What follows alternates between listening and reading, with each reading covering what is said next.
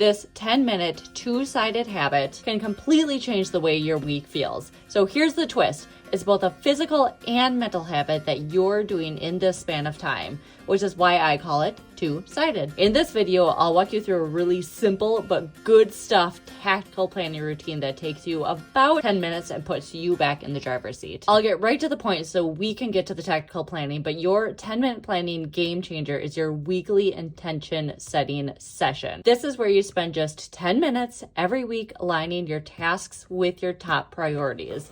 So do you remember how last week we talked about the proactive planning versus reactive? Well, this proactive approach stops your week from being hijacked by the urgent but not important demands. And going back to the two-sided habit, I call it that because it's the physical habit of doing this ahead of your week and is also the mental habit of choosing and prioritizing the right things. So let's jump into how you can do this. I'll be talking about your weekly plan, but this can just as easily be applied to your daily plan if that's something you do. Here is the step-by-step planning session. I'm going to walk you through it without writing anything down, and then I'm going to show you an example at the end. When you're first planning your week, reference your monthly spread of your sprouted planner.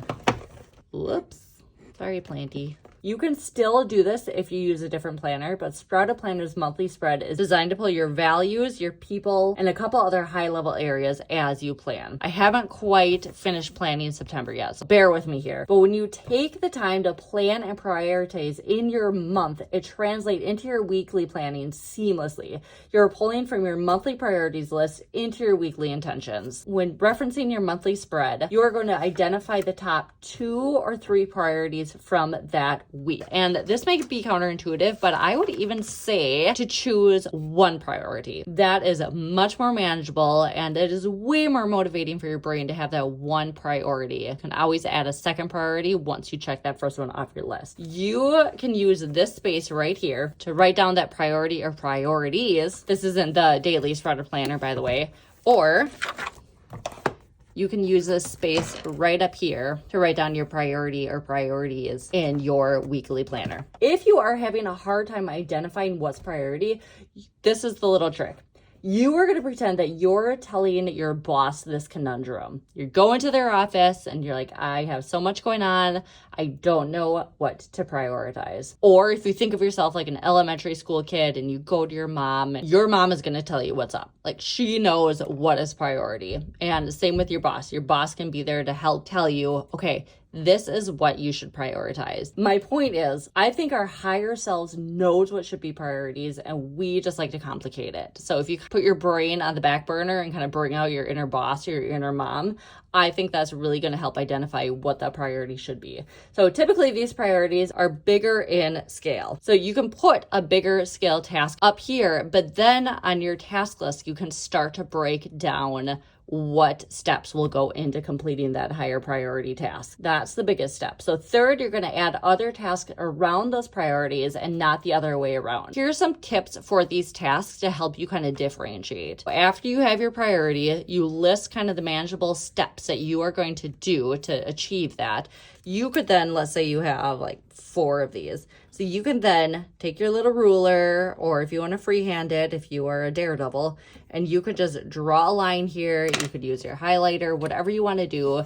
Draw a distinctive line here and write the rest of your tasks down here or wherever is below those priority tasks. You could also write on those remaining tasks, if time, down here on those tasks. Another thing is, if you are somebody who feels compulsed to do things that are on your list, you can add in fun or joyful things, even relational things. That's a great thing. You could easily put those on there. And my last tip, put time estimates next to the tasks. And that is just going to help your brain as you plan your day out to know how long this is going to take so you can just kind of work through all the tasks on your list. Lastly, you are going to make a work system. So this is kind of the know thyself step. So how to actually execute on the to-do list is a whole nother video series that I'll definitely do at some point. But I'll tell you this, know thyself and spend your most productive time doing your top priority tasks. I say know thyself because you know when you do your work best. Are you somebody that does your work best right away in the mornings? Maybe you're one of those weird people who do it late at night. I know you're out there. I think it's weird, but I digress. You know your daily schedule. If you have dependents, you kind of know their schedule. You know when they go off the rails. You know when you go off the rails generally. So you know when you're likely to get interrupted. So use your knowledge of when you do your best focus work and dedicate that time window or that block to working on this high priority task. Maybe you don't even get it fully done during that time, but at least you made progress on it. This is where that mental habit comes in. It's really tempting to work on all the other tasks that you want to do more or that seems easier or more enjoyable than those high priority tasks. But it gets us trapped in this busy cycle of less fulfillment because we're not doing what we say matters here, what we already have said what matters on our monthly list. And at the end of the day, we may have checked off a bunch of tasks, but if they're not high value ones, it just keeps you stuck. So also a quick note here, that could be another deep dive, but I think there's a super important mental habit here too. And that's the habit of being satisfied with the work you've done.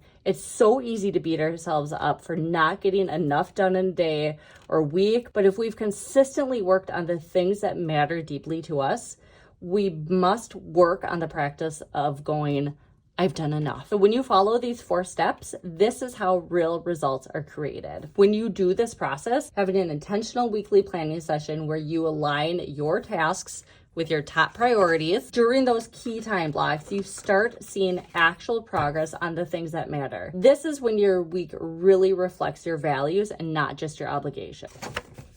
Okay, let's take this actual week as an example. I kind of sort of did this process, but I think it can be done a lot better. So this week, I just put something obvious. Last week of summer vacation, you see I listed the things that I need to do, that I want to get done.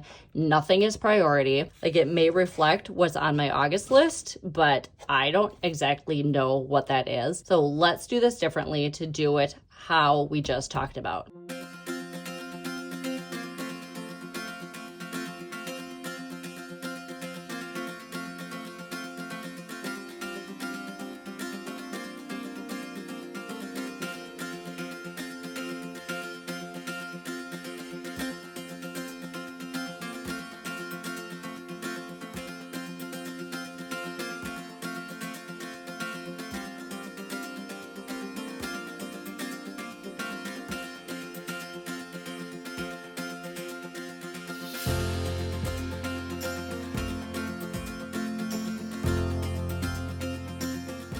Okay, so this is just a small tweak. As you can see, it's nothing big, same amount of writing for the most part. I may have left some stuff off because, I was just doing this as a mock-up. As you can see, so instead of just writing last week of summer, I put my 2 top priorities here. So on the personal side, prep for back to school, and then on the business side to film this video that I'm filming and release it as well. So I put all the tasks related to these 2 priorities up here.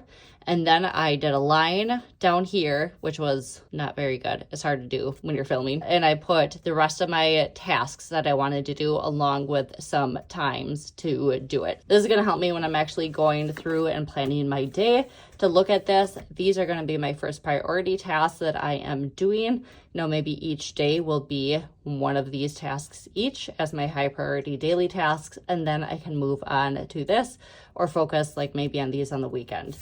So as you can see, this just really outlined what should be your priority. That is kind of that habit, the habit of sitting down and doing this, using your knowledge to prioritize what is most important for that week. I hope that you can see that this habit, yes, a habit is powerful, but it's those sneaky other tasks where many people get stuck. They think planning is just about getting everything done, yours truly included. In the next video, I'm going to reframe that belief so we can finally let go of the pressure to do it all, or at least try. We're all work in progress. I leave you with this question. Do you utilize prioritization for your to-do list? If you do, how does that look? Is it just like a mental note, or do you somehow highlight those MVP tasks? I would love to hear from you. So thank you so much for spending your precious time watching this video, and I will see you on the next one.